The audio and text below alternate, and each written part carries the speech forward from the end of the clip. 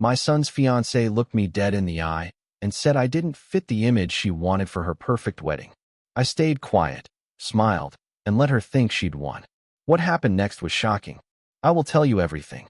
First, make sure to like this video, subscribe, and comment where you are watching from if you enjoy thrillers like this one. Now let's get into the details of what happened.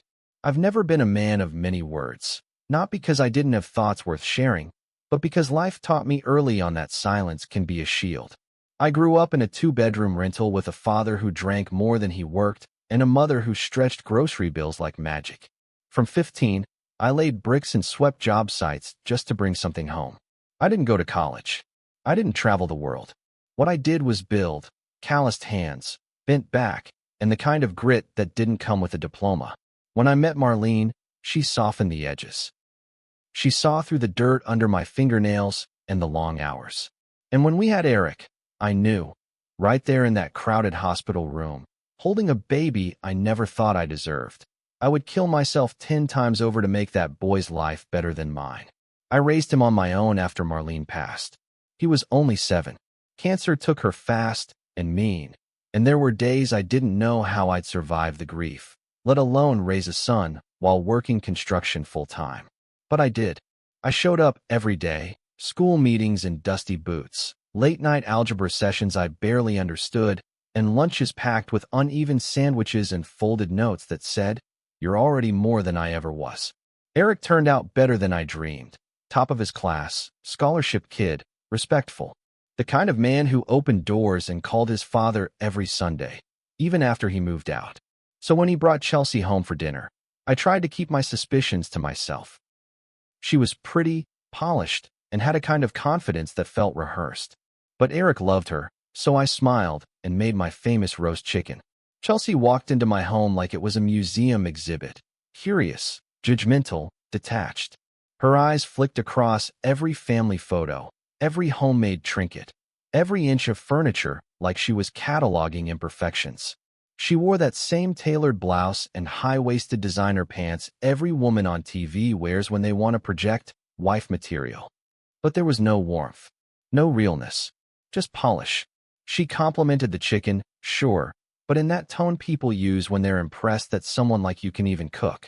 "It's surprisingly tender," she'd said, as if she expected me to serve it burnt. I caught her wrinkling her nose when I offered her tap water. Didn't say a word. The first few dinners, I played the game. I asked about her job. She worked at a big law firm downtown, something with glass walls and imported coffee. She talked about her coworkers like they were all competing to be on the next magazine cover. "We're all high performers," she said once, sipping wine like she was in a vineyard, not my kitchen. Eric's the exception, though. He's so grounded. It's refreshing. I wanted to ask what she meant by that. I didn't. I just took note of how she said grounded, like it was a polite word for boring. It was during the 4th dinner that the mask started to slip. We'd just finished eating. Eric was clearing plates. I was pouring a little more wine into her glass out of habit. That's when she dropped it, cool as ever, like she was reading off a PowerPoint. "You're not really what I imagined when I thought about a father-in-law. No offense, it's just, you're not exactly father material. Not for my wedding." She said it like she was noting a flaw in the drapery. Not cruel, just clinical. I remember the way her lips curled up in that fake smile, like she thought she was being generous for sugarcoating it. My hand froze mid-pour. I looked at her for a long moment, then set the bottle down slowly. Eric paused, plate in hand. The silence stretched. I stared at this woman who had no idea what it meant to build a life from scratch, to bury your wife, to show up to parent-teacher conferences with mud on your boots and grief in your chest. I stared at her and thought, "You're not marrying my son. You're borrowing him." I smiled, a slow, deliberate smile that didn't reach my eyes. "What does father material look like to you?" I asked. She shrugged, already checking her phone. "You know, someone more polished. Classy. Not someone who," she waved vaguely at the room, "lives like this. Or works with their hands." Eric cleared his throat. I could see him trying to find the words, trying not to embarrass either of us. But I didn't need defending. Not from him. Not from anyone. "It's nothing personal," she added quickly. "I've just always dreamed of a perfect wedding. I want the whole experience to reflect who we are now." I nodded, kept my voice level. And who we are doesn't include me? She didn't answer. Didn't have to. The truth was already out in the open. After they left, I sat in the kitchen for a long time. The light above the table buzzed softly. Her lipstick still marked the rim of her wine glass. I stared at it like it was some kind of evidence. I thought about Marlene, about how she'd have handled that moment. She would have been gracious, probably. Maybe she'd have taken me aside and told me to let it go. But Marlene wasn't here. And I'd seen enough to know that Chelsea wasn't just caught up in stress or wedding nerves. No, this was who she was. Polished cruelty, wrapped in silk. A woman who saw love not as commitment, but as branding. I didn't call Eric. I didn't tell him to break things off or give him ultimatums. I knew better. A man can't be forced to see what he's not ready to. But I wasn't going to stand by and pretend. That night, I opened my laptop, the same old one with a cracked corner I used for budgeting and football stats. I started looking at venues. Not because I was going to offer to pay. No, I started looking because deep down, something told me this wedding wasn't going to happen. And if it did, it wouldn't be to her. I started making calls. Quiet, deliberate ones. A man like me doesn't throw punches. He lays foundations. By the end of the week, I'd reserved a spot up in the hills, an open-air space with wood-beam ceilings, sunset views, and enough soul to make any woman feel like a queen. It wasn't flashy, but it was real. It was the kind of place built for love, not performance. I paid in full. Didn't tell anyone. Just waited. Because people like Chelsea always show their true face eventually. And when she did, I'd be ready. Not with anger, not with revenge, but with a better option. A door she'd never be invited through. The next time they came over, I already knew what I was looking for. Once someone shows you who they are, you can't unsee it. Chelsea had cracked open her character like a book she thought I was too dumb to read. But I'd been reading people my whole life. On job sites, in grocery store lines, and at kitchen tables where men hid their desperation behind jokes. So while she walked through my door that Sunday afternoon smiling like she hadn't just insulted the foundation I'd built my life on, I smiled back. Played my role. Let her think I'd forgotten. Dinner was lasagna, garlic bread, and salad. It was the kind of meal I used to make when Eric had rough days in high school. Warm, familiar, and filling. The kind that wrapped around you like a blanket. Chelsea, of course, barely touched her plate. I'm doing low carb, she said with a forced laugh, pushing noodles to one side like they offended her. Eric looked tired. Not in the way people look after a long day, but in the way people look when they're slowly drowning and pretending it's fine. He tried to change the subject, asked me about my back since I'd tweaked it last week hauling materials. I told him it was nothing. The pain I felt now wasn't in my spine. It was watching my son try to hold up a woman who had no intention of meeting him halfway. After dinner, Chelsea made a show of clearing the plates, stacking them in that overly delicate way people do when they want to be thanked for performing kindness. I stood at the sink, washing each dish by hand. She stood beside me, drying with a towel she didn't know was older than her designer purse. So, she said casually, about the wedding speeches. I was thinking it might be best if we kept things tight and professional. You know, polished. I kept scrubbing. Polished? I asked. Right? Like, not too emotional. And maybe keep the personal stories to a minimum?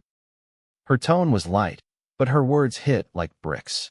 We want to maintain a certain image, she added. Especially since we'll have a lot of people there from my firm. Clients, even. I just don't think stories about, childhood stuff or construction sites are the right vibe. I dried my hands slowly, turned to face her. What you're saying is you don't want me to speak. She blinked, clearly not expecting me to be that direct. No, I mean, of course you'll say something. Just short. Maybe stick to a toast. I stared at her for a long second. Not with anger, but with the kind of calm that comes when a decision is already made. Got it, I said. Keep it short. No personal stories. Wouldn't want to embarrass the firm. She laughed nervously, realizing too late that she'd overplayed her hand again. Eric walked in then, oblivious to the exchange, asking if we wanted coffee. I said no. I'd already had enough bitterness for one night. That evening, after they left, I pulled out the old photo album Marlene and I started when Eric was born. I flipped through pictures of birthdays, scraped knees, and school plays. There was one of Eric at 8 years old, Standing on top of the doghouse he helped me build, arms raised like he'd conquered Everest. I remembered that day. He'd said, "One day I'll build real stuff like you, Dad." I wondered what that boy would say if he saw the man now, sidelined in his own son's life, treated like a PR liability. I closed the album slowly, anger rising in my chest. Not the kind that explodes, but the kind that settles in and makes plans. The next morning, I went back to the venue I'd quietly reserved. It was tucked in the hills just north of town, surrounded by oak trees and silence. The woman who managed the place, Maria, met me at the entrance. She remembered me by name, handed me a coffee without asking how I took it. "Still holding the date?" she asked. I nodded. "Keep it open," I said. "It's not for her, but someone else is coming, sooner or later." Maria smiled like she understood. I think she did. Some people recognize heartbreak before it even happens.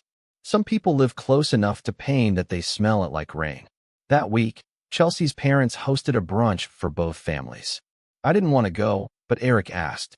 So I shaved, wore the one blazer I owned, and drove across town to a gated community where the street signs were in cursive and the lawns looked like paintings. Their house was twice the size of mine and half as warm. Her father greeted me like he was closing a business deal, firm handshake, no eye contact. Her mother offered me champagne before noon and complimented my humble charm. I smiled through it all. I'd survived worse. Hell, I'd built houses with cracked ribs and a busted ankle. This was nothing. Then came the kicker. During the meal, Chelsea's mother leaned across the table and said, "We're just so thrilled to give Chelsea the wedding of her dreams. $60,000 may sound like a lot, but it's worth it for perfection, don't you think?" Everyone laughed politely. I didn't. I looked at Eric, who looked down at his plate. That's when I knew. He wasn't just tired. He was trapped, drowning in someone else's dream. And no one was throwing him a rope. That night, I wrote Eric a letter. Not a guilt trip. Just memories. Moments. Reminders of who he was, where he came from. I didn't say anything about Chelsea. I just told him that whatever he needed, support, space, silence, I was here. Always. I didn't give it to him yet. Just tucked it into my nightstand, next to my wedding ring and Marlene's last birthday card. Because sometimes love isn't loud. Sometimes it waits, watches, and prepares. There's a kind of anger that doesn't come with shouting. It comes with calculation. With quiet mornings at the kitchen table, black coffee in hand, and a list of what needs to be done. I wasn't angry that Chelsea didn't like me. Hell, that wasn't new. I've been underestimated by people like her since I first held a hammer. What got under my skin was the way she looked at Eric, as if she was doing him a favor, as if he was the one being elevated, polished, repackaged. And the way he looked at her, like a man who was still trying to earn his spot next to her. That wasn't my son. That was someone slowly forgetting who raised him. I remember driving out to the venue one crisp morning, a thermos of coffee on the passenger seat, windshield fogged at the edges. The sun was just beginning to rise over the hills, lighting the road in streaks of gold and orange. I wasn't rushing. I took the scenic route, windows cracked just enough to let in the autumn air. The place I'd reserved sat on a ridge, just outside town, with a view that made you understand why people believe in God. It wasn't grand like Chelsea's marble and chandelier monstrosity, but it had soul. Wooden beams, stone paths, a garden blooming even in the cold, and silence, the good kind, not the kind that fills awkward dinners. Maria met me out front. She always wore denim and boots, hair pulled back in a bun. No makeup, just presence. The kind of woman who knew how to handle bridezillas without raising her voice. "Still holding your date," she said, handing me a clipboard with a calm efficiency. "No pressure, but I do have a couple looking at early spring. They'll take it if you're not ready to commit." I looked around at the empty courtyard, imagined Eric standing there, hands clasped, eyes steady, waiting for someone who saw him. Not tolerated him, not rebranded him. "Hold it," I said. "Just a little longer." I spent the next hour walking the property with Maria. She showed me the new upgrades they were making. A pergola with hanging lights, an outdoor fire pit area, even a rustic bar cart they were restoring. She spoke with passion, care. It reminded me of how I used to talk about blueprints and framing before my knees started aching every time the weather changed. She didn't ask why I was still holding the date. She didn't have to. Some things don't need to be said aloud. When I left, she pressed a business card into my palm. "Whenever you're ready," she said. "Even if it's for someone else entirely." Later that week, I got a call from Eric. His voice was strained, words clipped. "Hey, Dad," he started, then paused. "Chelsea wants you to, well, maybe wear something a little more formal for the wedding. She's thinking tuxedos." I bit the inside of my cheek. "You mean a rented tux that'll make me look like a maitre d'?" He let out a small laugh. It was the first real sound I'd heard from him in weeks. "Yeah, something like that." I could tell he hated asking, hated being the middleman. But Chelsea wouldn't ask me directly. She knew better. "All right," I said. "I'll look into it." We hung up, and I stared at the phone for a long time. I didn't care about the tux. I'd wear whatever he needed me to. But this wasn't about clothes. It was about erasure, one demand at a time. No stories, no speeches, now no trace of who I actually was. She wasn't planning a wedding. She was staging a production. Every piece needed to be controlled, edited. And I was the piece that didn't fit. But instead of resisting, I leaned in. I let her keep thinking she was winning. It's funny what people reveal when they believe there's no opposition. She started sending emails with bullet points. "Guest list must be final by Friday. Please refrain from bringing up Eric's childhood during rehearsal dinner. No plus ones for Dad's side of the family. They don't match the aesthetic." That last one hit different. Don't match the aesthetic. As if my sister, who raised 3 kids on her own and beat breast cancer, wasn't photogenic enough for Chelsea's big day. As if my late wife's cousin, who used to babysit Eric and still sends him Christmas cards, was an eyesore. I didn't respond, didn't argue, just printed the email, folded it carefully, and added it to the folder I'd started keeping in my nightstand. I labeled it evidence. A few days later, Eric came by on his own. No Chelsea, just him. He looked tired, suit wrinkled, tie loose, eyes shadowed. He sat down at the table without speaking, picked at the edge of a placemat. "You all right, son?" I asked. He nodded slowly. "Yeah, just wedding stuff." I didn't push, just waited. Eventually, he sighed. "Do you ever get the feeling like you're watching yourself from the outside? Like you're performing someone else's life?" I leaned back in my chair. "Every time I tried to act like I wasn't heartbroken after your mom died." He looked up at me then, really looked. "It's like, I'm proud of her, of what she's accomplished. But sometimes I feel like I'm tagging along, like I have to keep up." I wanted to say so much. Wanted to shake him and tell him he didn't need to keep up. He'd already arrived. But I didn't. I just reached over, squeezed his shoulder. "You don't have to prove anything, Eric. Not to her. Not to anyone. Least of all to me." He nodded, eyes glassy. That was the moment I knew something had shifted. He was starting to see it. Starting to feel it. The question wasn't if it would fall apart, but when. That night, I opened my laptop and emailed Maria. "Hold the date," I wrote. "Not for a wedding. For a beginning." It started with the florist, an older woman named Linda who ran a small shop just a few blocks from the job site I used to manage. I'd known her for years, even helped her build the pergola in her back garden one summer after a windstorm took it down. She was the kind of person who still believed in handshakes and thank you notes. So when she called me one afternoon, voice tight with discomfort, I knew something was wrong before she even said the words. "I don't want to cause trouble," she began. "But I thought you ought to know. Your future daughter-in-law left here screaming at my staff over peonies." I remember standing in my garage when I took that call, surrounded by toolboxes and memories. I held the phone to my ear with a shaky hand and asked her to repeat herself. She didn't like the color options, Linda said. Said they looked cheap. Threw the sample book across the counter and told my assistant to get her eyes checked if she thought those flowers were acceptable. I didn't say much after that. Just thanked her for calling, promised I'd look into it. But something inside me settled in that moment. Not anger, not even surprise, just clarity. Chelsea wasn't cracking. She was revealing. Later that week, I went by the florist myself under the pretense of ordering a bouquet for Marlene's grave. Linda greeted me with a tired smile, her assistant still visibly rattled. "She doesn't just get upset," Linda whispered while wrapping the flowers. "She humiliates. Makes you feel small, like your work is beneath her. And all over some flowers, for God's sake." I nodded, thanked her again, and walked out into the cold with a bouquet of lilies and a confirmation I hadn't been imagining anything. This wasn't wedding stress. This was who Chelsea was when no one was watching. Or so she thought. A few days later, I stopped by Eric's apartment.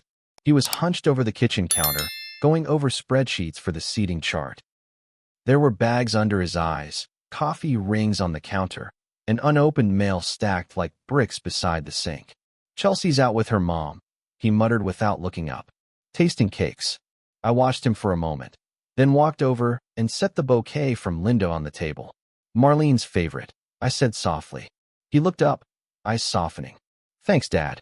We stood in silence until I finally asked, "You ever hear Chelsea raise her voice at strangers?" His head jerked up. "What do you mean?"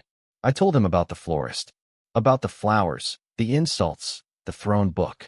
I expected him to deny it, to make excuses. But instead, he just leaned back and sighed, rubbing his eyes like a man trying to wake up from a long, quiet nightmare. "There was a waiter last week," he said finally. "We were at this upscale place. He brought her the wrong wine, and she just went off. Called him a moron. Told the manager he should be fired." I tried to calm her down, but she said I was taking sides. I didn't speak. I just watched him sit with that truth, the weight of it pressing down on him. It wasn't long after that when the voicemail surfaced, the one that changed everything. Chelsea had forgotten to disconnect her Bluetooth after a call with the decorator. Eric was in the car, engine running, when he heard her start in on the woman. "Are you stupid or just lazy?" Her voice snapped through the speakers. I said I wanted gold-accented trim, not this discount Dollar Tree mess. "If you can't follow simple instructions, I'll find someone who can." There was silence after the message ended. Not the kind of silence that begs for context, but the kind that tells you everything you need to know. That voice, so polished in public, was venom behind closed doors. Eric came straight to me that night. No call, no warning. Just knocked on my door with the voicemail queued up and that hollow look in his eyes. I sat down across from him, listened to it once, then again. When it finished, I looked at him carefully. "This the first time you've heard her speak like that?" I asked. He shook his head slowly. "It's just the first time I couldn't pretend I didn't hear it." We didn't speak for a long time. Just sat there while the weight of it settled between us. Then I got up, walked to my nightstand, and pulled out the folder. I laid it on the table without saying a word. Eric opened it, flipping through the printed emails, the guest list edits, the photo of the florist shop. Then he reached the last page, my reservation receipt for the alternate venue, the date, the down payment, the note I'd scrawled at the bottom in pencil for the right bride. His hands trembled. He looked up at me, tears threatening but not falling. "You knew?" I nodded. "I knew you'd figure it out. I just didn't know how long it would take." He sat back, stared at the ceiling, then closed the folder and whispered, "I can't marry her." There was no big outburst, no screaming match, no thrown rings or dramatic speeches. Just quiet resolve. Eric called off the wedding the next morning. Chelsea's reaction was everything I expected, rage masked as confusion, followed by manipulation disguised as heartbreak. She told him he was making a mistake, told him he was throwing away a power couple future. He didn't budge. She accused me, of course, said I'd poisoned him, turned him against her. Eric didn't defend me. He didn't need to. The truth had already burned the bridge. Chelsea's parents tried to intervene, sent emails, even showed up at my house once demanding an explanation. I gave them none. Just closed the door, slow and firm. They could keep their $60,000 venue. I'd never wanted a seat at that table anyway. I didn't care what happened to the centerpieces, or the monogram napkins, or the custom hashtag she'd printed on the invitations. All I cared about was my son finding his way back to himself, and he had. The thing about fallout is, it doesn't arrive all at once. It creeps in, one text at a time, one phone call you don't answer, one wedding registry that quietly disappears from the internet. I thought the worst of it would be Chelsea's reaction, but I underestimated how deep her performance had run. She wasn't just building a wedding, she'd built a brand. And when Eric walked away, she didn't just lose a fiancé. She lost a narrative. So, naturally, she did what people like her do when they're cornered. She spun a story where she was the victim, and I was the villain who'd sabotaged it all. Within 48 hours of the wedding being called off, Her social media lit up. Long captions about heartbreak, growth, betrayal. A black and white photo of her hand with the engagement ring removed. Comments flooded in. "You deserve better. So proud of you for walking away. Not all men can handle a strong woman."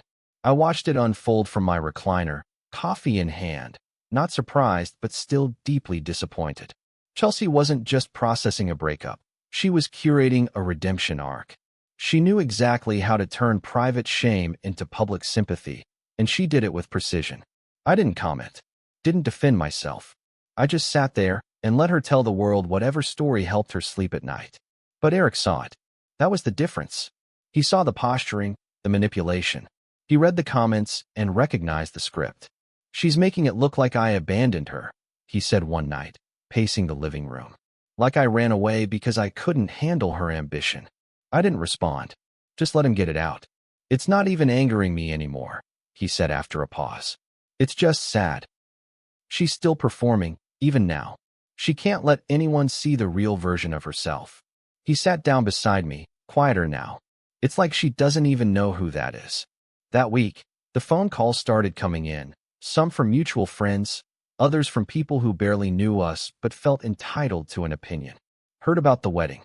Everything okay?" they'd ask, pretending to be concerned while fishing for gossip.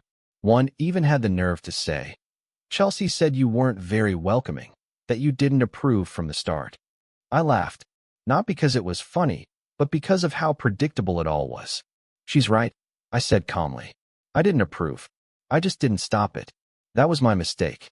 The silence on the other end of the line told me everything I needed to know. Eric stayed with me for a few weeks. Said he needed space to think, to breathe. He went on long walks, helped me fix the shed roof, even repainted the porch. Tasks that gave him something to do with his hands while his heart caught up. I never once brought her name up unless he did. He needed to come back to himself at his own pace.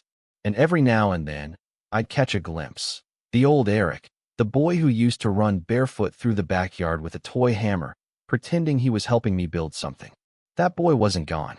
He'd just been quieted for a while. Then came the letter from Chelsea's mother.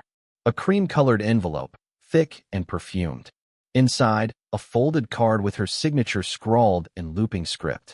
She thanked me for raising such a fine young man and expressed her regret that the engagement had ended under such unfortunate circumstances. She didn't apologize. She didn't ask questions. She simply stated, with perfect grace, that she and her husband hoped we could all move on with dignity. I folded the card back up, placed it in the trash, and never mentioned it again.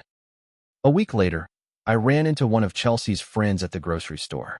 She offered a tight-lipped smile, the kind people give when they don't really want to talk but feel obligated. "It's a shame," she said, glancing at the cans of soup in my cart. Chelsea really had everything planned so beautifully. I nodded, pushing my cart forward. "Yeah," I replied. "Shame she forgot to plan the marriage." That was the end of that conversation. What stuck with me most during that time wasn't the backlash or the whispers. It was the silence from the people who mattered. My sister didn't call, not because she didn't care, but because she knew I needed space. My buddy Mark from the job site dropped off a six-pack with a note that read, "Better now than after the honeymoon." Even Maria from the venue texted me, "Still holding the date if you want it." It reminded me that real people don't need explanations. They see the truth for what it is, not what it looks like on Instagram. One afternoon, Eric and I sat on the back porch, sipping beer, the sun just starting to dip behind the trees. He looked over at me and asked, "How did you know, Dad? How did you see her so clearly when I couldn't?" I thought for a long moment before answering. Because I've spent my life around people who wear masks. Some wear them to survive. Others wear them to control. Chelsea's mask was too perfect. And perfect doesn't trust real. Perfect wants quiet obedience. "And that ain't you, son." Never was. He didn't respond. Just clinked his bottle against mine and nodded. That night, I pulled out the folder one last time. Not for evidence. Not for validation. Just to see it. Everything I had quietly collected, the proof of what I'd felt all along. I thought about shredding it, burning it, but instead, I placed it in the back of the drawer with my wedding band and Marlene's letters.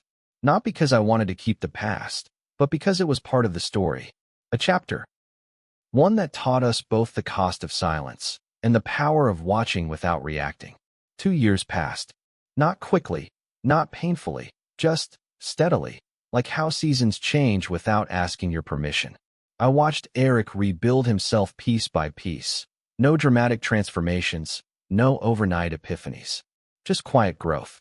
He switched jobs, moved out of the apartment that still held her ghost, and started going to therapy, something he once would have called a waste of time. He even started woodworking with me again on weekends. It was like watching a man come home to himself. And the day he introduced me to Sarah, I didn't brace myself. I just listened. She walked into my house with bare hands and honest eyes. No airs, no curated charm. She greeted me with a hug, not the stiff, performative kind, but one that said, "Thank you for raising the man I love." Her voice didn't rise to impress, and she didn't scan my furniture like she was trying to appraise it. She asked questions. She laughed too loud. She offered to do the dishes without making a show of it. That first night, I sat back and watched the way she looked at Eric, like he wasn't something to polish, but something already worthy. And I thought, maybe this time, it's real. When Eric told me they were engaged, he didn't announce it over brunch or with champagne flutes or some social media post. He just came over with Sarah, held her hand, and said, "We want you to be the first to know." That was it. No scripts, no rehearsed lines, just truth. And when he asked if I'd stand with him as his best man, not just his father, I had to step into the other room for a moment. Not because I was overwhelmed, but because I finally felt like every silent choice I made had led us here. To this. We planned it together. Not the whole thing, just the parts that mattered. The venue? The one I'd quietly reserved years ago. It was still standing, still beautiful, still ours. Maria remembered me right away. "Told you it would find its bride," she said with a wink, handing me a folder of updated options. And this time, there were no edits to the guest list, no demands for tuxedos, no emails titled aesthetic concerns. Just laughter. Meals with both families where no one measured worth in square footage or brand names. And a wedding that felt less like a performance and more like a reunion. The day of the ceremony, I stood in the back of that hilltop venue, watching guests trickle in. Real people, not props. My sister was there, cancer in remission, wearing the same green scarf Marlene had once given her. My old crew from the job site showed up, jeans pressed and boots shined. Even Linda from the flower shop was there, handing out corsages with a grin. No one filtered their personalities to match a brand. No one felt out of place. And when I looked at Eric, standing tall in a navy suit, not a rented tux, I saw a man finally free of performance. Finally full of himself in the best way. Sarah walked down that stone path with no music, just the wind and the soft creak of her heels. Her dress wasn't designer. It was handmade by a friend. Simple, elegant, honest. When she reached Eric, they didn't exchange rehearsed lines. They spoke to each other. Real vows. Real promises. I caught my breath when Eric turned to the crowd and said, "I come from a line of builders. My dad built everything I know about love, quietly, patiently, with both hands. This marriage will be no different." I looked down then, not because I was crying, but because I didn't want to interrupt that moment with my pride. During the reception, I gave a toast. No cue cards. No time limit. Just me and a mic. I wasn't always sure this day would come. I began, my voice steady. Not because I didn't believe in love, but because I've seen how often it gets confused for performance. But today, I saw something real. And I realized, you don't always get to choose who your child falls for. But if you wait long enough, and stay steady enough, they might just come back to who they've always been. The crowd clapped, but more than that, they listened. Really listened. Chelsea wasn't mentioned. Not once. Her name had become irrelevant. Not because we hated her, but because she no longer had power over the narrative. She was a chapter, nothing more. And that, I realized, was the real victory. Not the fact that Eric didn't marry her. Not the fact that she lost her story. But the fact that we didn't carry her forward. We let her stay behind, where she belonged. After the last dance, after the cake was cut and the chairs were folded, Eric sat with me under the pergola. The fire pit glowed low between us. "You really held on to this place for me?" he asked, half smiling. "Even after everything?" I nodded slowly. Some things are worth waiting for. You just weren't ready to see it back then. He leaned back in his chair, exhaled. Thank you. Not just for the venue, for everything. For knowing when to speak and when to wait. I looked up at the stars, that same quiet air wrapping around us like closure. That's what a father does, I said. Not the kind she imagined, but the kind you needed. And in that moment, I knew I had done right. Not perfectly, not without doubt, but right. Because I hadn't lashed out. I hadn't forced anything. I'd waited, observed, prepared. And in doing so, I'd built something stronger than revenge. I'd built resilience. A space for my son to return to himself without shame. And a reminder that the quietest people in the room sometimes carry the deepest truths. You just have to be willing to hold your ground long enough for the echo to reach them. Sometimes the hardest part of love isn't protecting someone from the world. It's protecting them from the people they think they need. If you've ever watched someone you love lose themselves to the wrong relationship, only to find their way back later, you understand the kind of patience this story demands. Drop your thoughts or your own story in the comments below. Let's talk about what it really means to stand your ground in silence and wait for the ones we love to finally hear the truth. Don't forget to like, share, and subscribe to this channel for more interesting stories. See you soon in the next story.